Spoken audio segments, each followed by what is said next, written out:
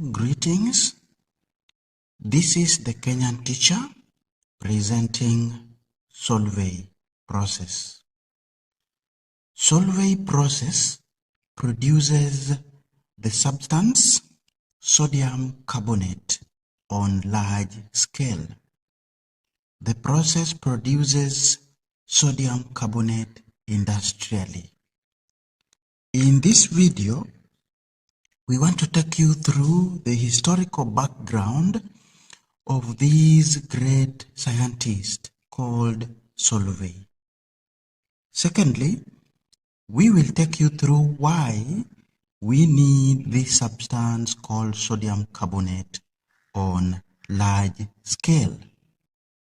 We will also look at the raw materials needed for the process, and lastly, we will take you through the flow diagram for the same. Welcome and stay on until the end of the video. We begin with some historical background about the inventor of the process. So, Solvay has full names of Ernest Gaston Joseph Solvay. He was a Belgian chemist, industrialist, philanthropist, and he also served in the Belgian Senate for 2 terms. So he is actually a senator as well. Solvay was born in 1838 and unfortunately died in the year 1922. Now, he started work at his uncle's chemical factory at only 21 years of age. Why? This is because he had some inflammation of the lungs and chest cavity, so he could not proceed with his university education. Now, in the year 1861, together with his brother Alfred, they developed the ammonia soda process, what is commonly referred to as the Solvay process, for the manufacture of sodium carbonate from brine and limestone. This process was an improvement from an earlier Leblanc process. We now proceed to the uses of sodium carbonate, and they are quite numerous, and that is the reason as to why we need this product on large scale. Now, to answer our question, we are saying that sodium carbonate is put to numerous uses, hence the need for large-scale production. Now, some of these uses include glass making, to soften hard water. In paper industry, sodium carbonate is also used to manufacture sodium silicate, a substance which is then finally used in making detergents. Sodium carbonate can also be used to manufacture sodium hydroxide. We also use the same product to make soap, and last but not least, we also obtain toothpaste from the same. We proceed to look at now the raw materials needed for the process. The process makes use of 3 main raw materials. That is brine, which is a concentrated solution of sodium chloride. It contains sodium chloride and some little water, making it concentrated. 2, we have ammonia gas, and then we have limestone. The other minor raw materials that we do have is carbon 4 oxide, And why I say carbon dioxide is a minor raw material is because it is obtained from our raw material number 3, which is limestone. Then we also have water. We now continue to look at the flow chart. The flow chart is going to summarize the working of our process.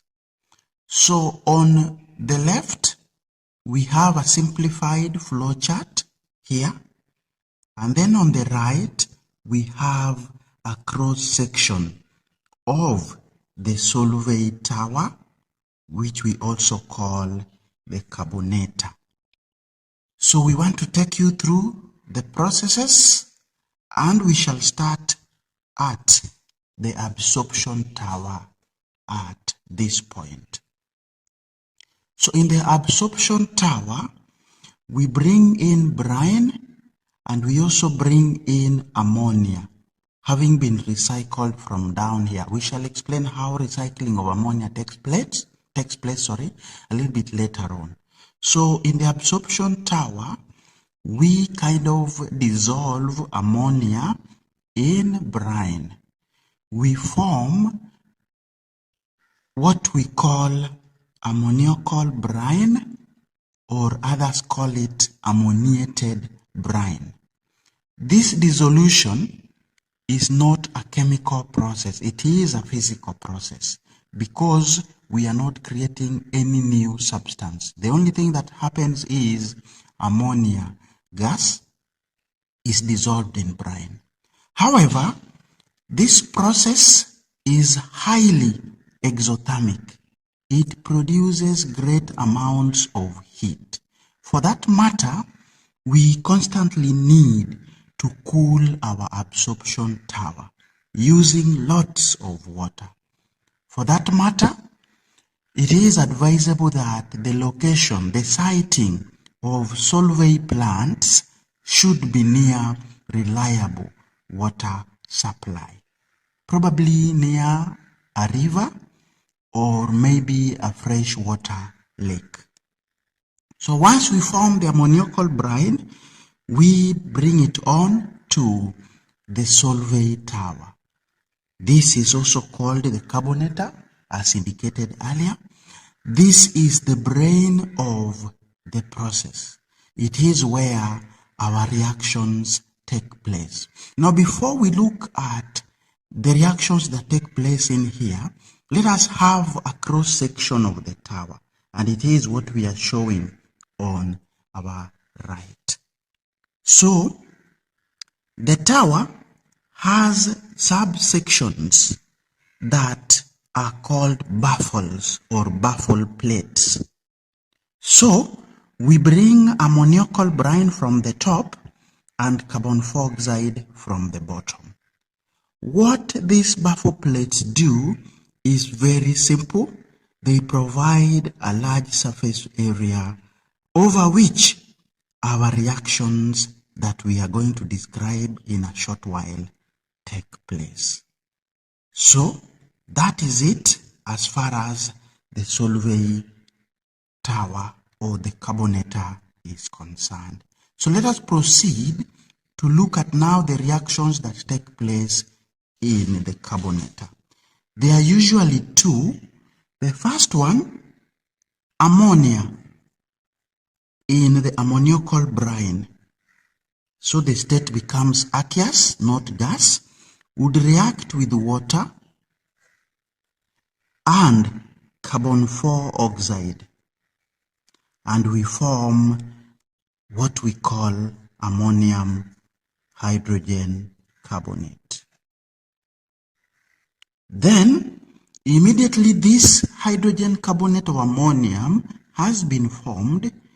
It reacts with now the sodium chloride, which was inside our brine, or which was part of our brine, and we end up forming two products, that is sodium hydrogen carbonate, which for this case we shall put solid because it barely dissolves in the mixture, and ammonium chloride.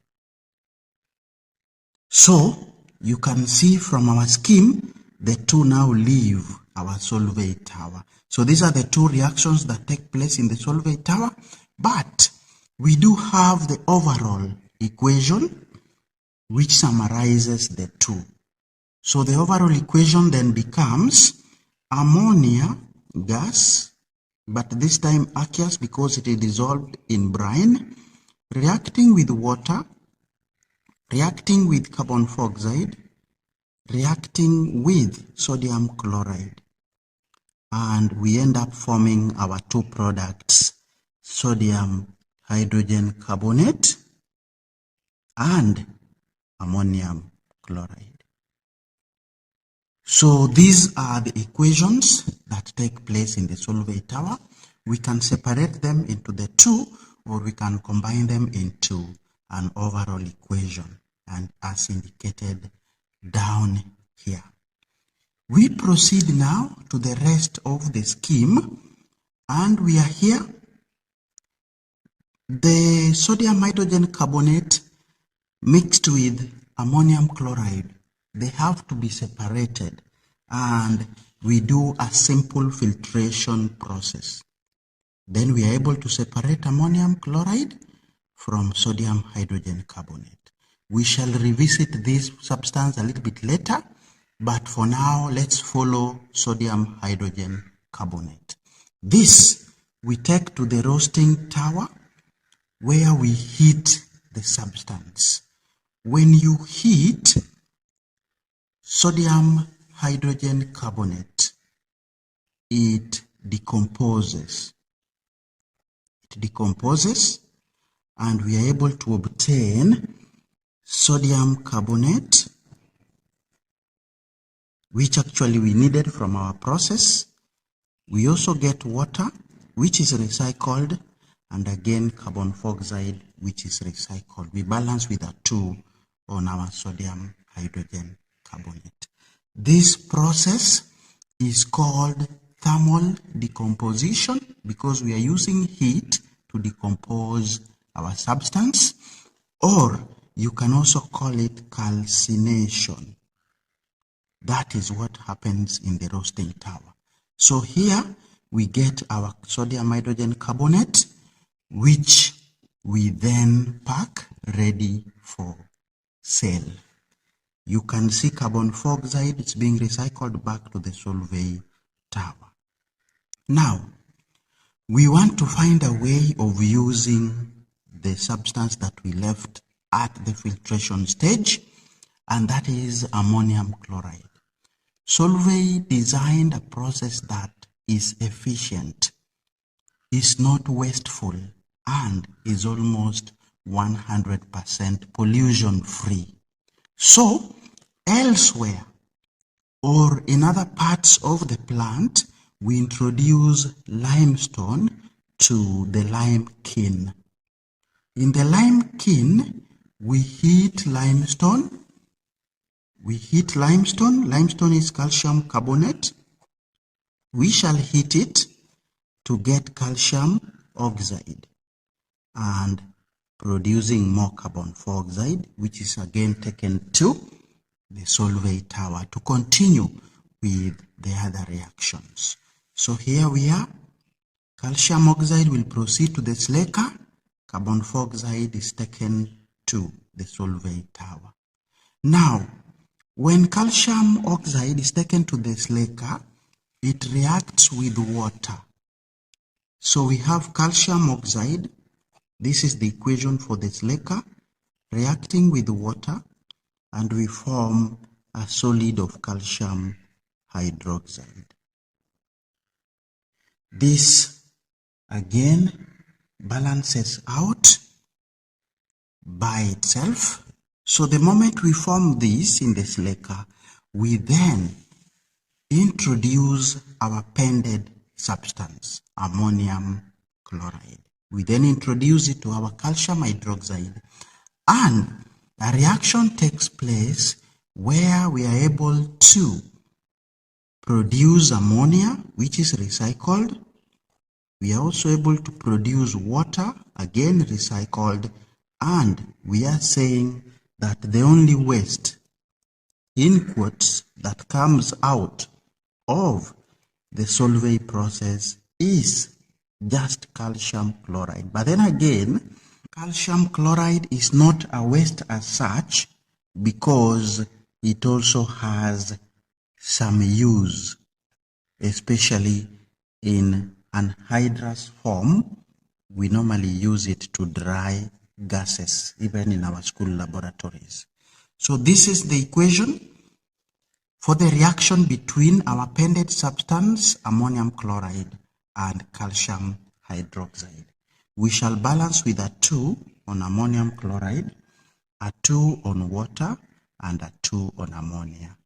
This ammonia recycled back to the absorption tower. Water recycled back to the slaker, and as we have agreed, the only substance that comes out as a byproduct is calcium chloride. But then again, it also has some use as already been discussed. So students, you realize Solvay process is one of the few efficient processes that we have that minimizes pollution. This is achieved through recycling of substances almost at every stage. With that, we've come to the end of this short video where we have reviewed the Solvay process. Wish you the best in your revision. Share the link so that more students can get on board and benefit from these that we do here. And we want to thank you in a special way for keeping it here.